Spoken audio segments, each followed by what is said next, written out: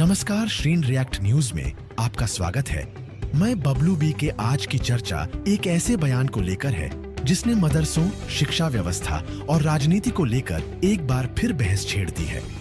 मदरसों को लेकर भाजपा नेता की ओर से दिए गए कथित विवादित बयान पर राजनीतिक प्रतिक्रियाएं सामने आ रही हैं। सवाल यह है कि क्या ऐसे बयान सिर्फ राजनीतिक बयानबाजी है या इनके पीछे कोई ठोस नीति और सोच भी है। इसी मुद्दे पर बात करने के लिए हमारे साथ हैं AIM के प्रवक्ता सैयद असीम वकार साहब। असीम वकार साहब, आपका स्वागत है। सवाल नंबर 1, सबसे पहले सीधे मुद्दे पर आते हैं। भाजपा नेता ने मदरसों को लेकर जो टिप्पणी की है, आप उसे किस नजरिए से देखते हैं? अगर किसी की औकात है तो मेरी इस जानकारी की काट लेकर आए, बताए कि नहीं आप गलत बोल रहे हैं। चैलेंज करता हूं पूरे हिंदुस्तान के सभी लोगों को। दरअसल आजकल जो विषय चल रहा है वो चल रहा है कि मदरसे में आतंकवादी।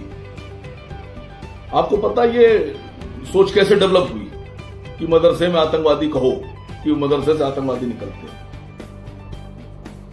ये एक बहुत अलग सी कहानी है। हिंदुस्तान में अंग्रेजों के आने से पहले 2 तरह के स्कूल चलते थे। एक मदरसा चलता था, दूसरा विद्यापीठ और गुरुकुल। दरअसल पहले तो अल्फाजों को समझ लीजिए। मदरसा एक अरबी अल्फाज है और इसमें जो धार्मिक शिक्षा का केंद्र कहलाता था, यानी स्कूल जहां पर धार्मिक शिक्षा दी जाए उसे बोलते हैं मदरसा, और जहां पर हिंदू धर्म की शिक्षा दी जाए उसको बोलते हैं विद्यापीठ या गुरुकुल, और जहां पर ईसाई धर्म की शिक्षा दी जाए, ईसाई धर्म के धर्म ग्रंथ पढ़ाए जाएं, उसको बोलते हैं कॉन्वेंट या मिशनरी। ये जानकारी सबको होना चाहिए। यानी आप ये मत समझिएगा कि कॉन्वेंट है तो वहां पर वो बहुत बढ़िया है, नहीं। इंग्लिश में कॉन्वेंट का मतलब होता है, मिशनरी का मतलब होता है धार्मिक शिक्षा का केंद्र, यानी ईसाई धार्मिक शिक्षा का केंद्र। अब मसला यह आया कि मदरसे को ये क्यों कहा गया, ये पहली बार कैसे वजूद में आई अल्फाज की मदरसे में आतंकवादी। अंग्रेजों ने जब भारत पे कब्जा किया और भारत के लोगों को गुलाम बना लिया तो उन लोगों ने अपने यहां पर अपने कॉन्वेंट और मिशनरी कायम किए, और अंग्रेजों ने और हिंदुस्तान के रहने वाले तमाम देशभक्त हिंदुओं ने अंग्रेजों की मुखालफत की और शुरू से जंग शुरू कर दी इनको उखाड़ फेंकने की। तो क्योंकि हुकूमत मुसलमानों से अंग्रेजों ने छीनी थी, मुगलों से, तो सबसे बड़ा विरोध भी मुसलमान ही कर रहे थे। तो जिसको अंग्रेज अपना दोस्त समझते थे उसको तो राय बहादुर और साहब बहादुर और पता नहीं क्या क्या कहा करते थे, और जिसको अपना दुश्मन समझते थे उसको आतंकवादी कहते थे। आतंकवादी का मतलब उग्रवादी, देशद्रोही।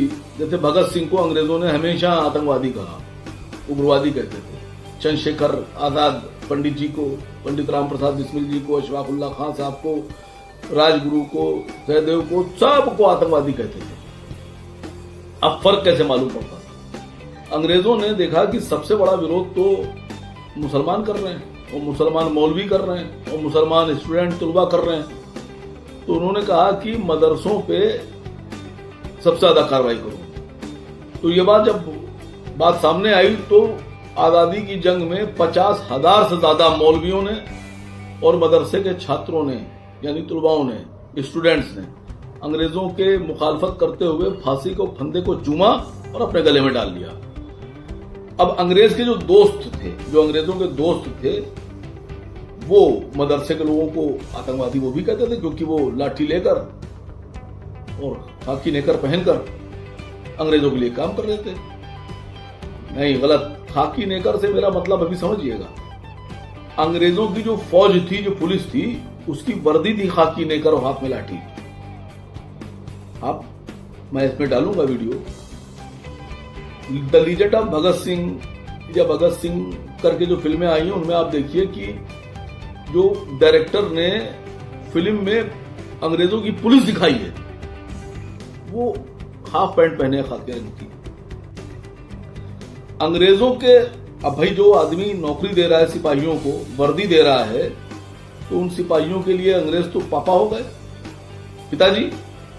तो अब अगर पापा किसी को आतंकवादी कह रहे हैं तो बेटा तो अपने आप बोलेगा कि नहीं बोलेगा। अब धीरे धीरे वो चीज डेवलप होने लगी, लेकिन लोगों को यह नहीं पता है कि जिस मदरसे में आतंकवादी बताया जा रहा है उसी मदरसे ने भारत को अपना पहला राष्ट्रपति दिया, डॉक्टर राजेंद्र प्रसाद। डॉक्टर राजेंद्र प्रसाद जी मदरसे के पढ़े हुए थे। राजा राम मोहन राय जो उस वक्त के बहुत बड़े समाज सेवक जिनका नाम इतिहास में दर्ज है, वो भी मदरसे के पढ़े हुए थे। और हमारे देश के बहुत बड़े साहित्यकार जिन्होंने न जाने कितने उपन्यास और किताबें लिख दी, मुंशी प्रेमचंद, वो भी मदरसे के पढ़े हुए। हमारे देश को जिसने मिसाइल युक्त किया, जो पूरी दुनिया में मिसाइल मैन के नाम से जाना जाता है, एपीजे अब्दुल कलाम, वो भी मदरसे के प्रोडक्ट हैं, वो भी मदरसे से पढ़े हुए हैं। अब मसला ये है कि अंग्रेजों को मदरसे में आतंकवादी दिखते थे, देशद्रोही दिखते थे, और भारतीयों को मदरसे में अंग्रेजों के दुश्मन दिखते थे। जो देशभक्त लोग थे वो जानते थे कि मदरसे में अंग्रेजों के दुश्मन, अंग्रेजी हुकूमत के दुश्मन और अंग्रेजों को उखाड़ फेंकने वाले लोग और अंग्रेजों से लड़ने वाले लोग पढ़ते हैं। धीरे धीरे ये विचारधारा डेवलप होती रही। अंग्रेज अपने सिपाहियों को जो खाकी नेकर पहनते थे उन्होंने ताक में लगा दिया कि मदरसे के जो लोग हैं उनके पीछे लग जाओ, जो आजादी के मत वाले उनके पीछे लग जाओ, जो क्रांतिकारी हैं उनके पीछे लग जाओ, मतलब अंग्रेजों की नजर में जो उग्रवादी हैं। फिर धीरे धीरे अंग्रेजों ने बहुत से अनुषांगिक संगठन बनाए। तो अब अनुषांगिक संगठन जो थे अंग्रेजों के, वो सरकार के लिए काम करते थे। तो उन संगठन के लोगों को पहचाना कैसे जाए, क्योंकि मदरसे की अगर यूनिफॉर्म उस जमाने में चलती थी, जो मदरसे वाले पहनते थे, या जो लोग भारतीय क्रांतिकारी थे उनकी यूनिफॉर्म अलग होती थी, वो लोग अलग लोग थे। तो अंग्रेजों ने अपने अनुषांगिक संगठन के लोगों को अपने सिपाहियों जैसी यूनिफॉर्म बना दी कि आप ये पहनिए, पहचान में आ जाएगा कि आप हमारे ही संगठन के लोग हैं।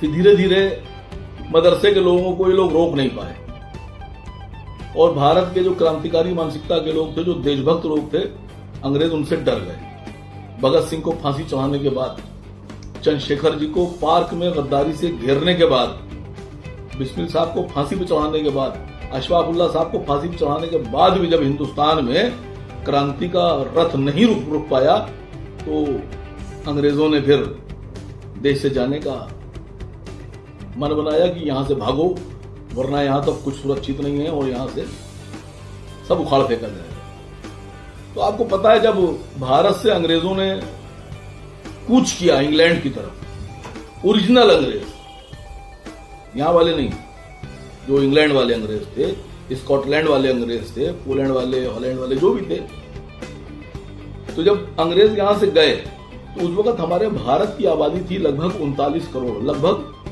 39 करोड़ सीआर, और जो अंग्रेज यहां से गए थे उनकी तादाद 1 लाख कुछ हजार, यानी आप 1,15,000 10,000 मान लीजिए। अब 1,10,000 15,000 अंग्रेज 39 करोड़ हिंदुस्तानियों पे हुकूमत कैसे कर रहा था? हिंदुस्तान के गद्दारों की वजह से। जो भारत के गद्दार उनसे मिल गए थे और उनकी दी हुई वर्दी पहनते थे, यानी हाथ में लाठी लेते थे या बंदूक लेते थे, और खाकी नेकर पहनकर उनके सिपाही जो सड़कों पर क्रांतिकारियों की ताक में, शिकार की ताक में लगे रहते थे, उनकी वजह से। वरना आप सोचिए कि 39 करोड़ पर 1 लाख आदमी कैसे राज कर सकता है? नहीं कर सकता। फिर देश आजाद हो गया, लेकिन उन्होंने कसम ली थी अपने लोगों से, अपने सिपाहियों से, जिनको वो तनख्वाह देते थे, और ये कहा कि हम तो जा रहे हैं, लेकिन मदरसे में आतंकवादी पैदा होते हैं, ये कहते रहना, ये कहते रहना। तो पापा कह के गए थे, तो पापा की बात कैसे टाली जा सकती है?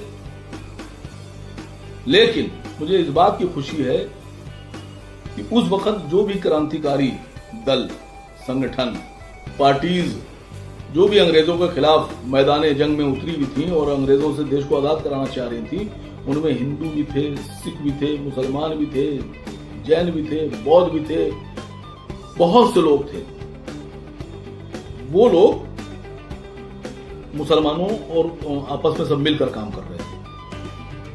तो जब अंग्रेजों के जाने के बाद सरकार क्रांतिकारियों के हाथ में आई, देश के लिए लड़ने